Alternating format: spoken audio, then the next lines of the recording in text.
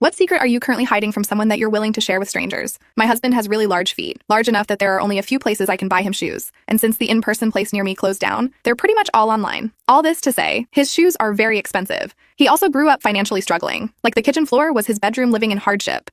He stopped being able to find his shoe size in stores before he was in high school, and before he met me, he always only had one pair of shoes at a time, and sneakers were his everyday work and dress shoes. He even worked fast food jobs in regular sneakers because he couldn't find non-slip in his size. And because getting each pair was so difficult and costly, he'd often wear his shoes until they had holes in the soles before replacing them. When he was studying to be a mechanic, I got him a pair of steel-toed boots for his birthday. I splurged and got a good brand that would last for years.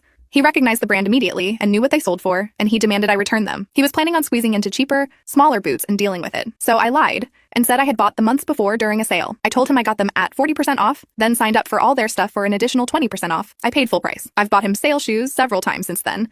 One time he even became emotional because I had gotten him a second pair of sneakers well before his old ones needed to be replaced. His shoes kept getting wet from some yard work he was doing, and he'd have no choice but to wear wet shoes around. His last pair of work boots showed up with the first pair of sandals he has owned in over 25 years, because there was a buy one get one sale that I totally made up. I just wanted to get him sandals because we camp a lot, and him using camp showers without sandals always grossed me out, but I had never managed to find a pair in his size until then. I will most likely never tell him. I just love seeing him so happy about something so small.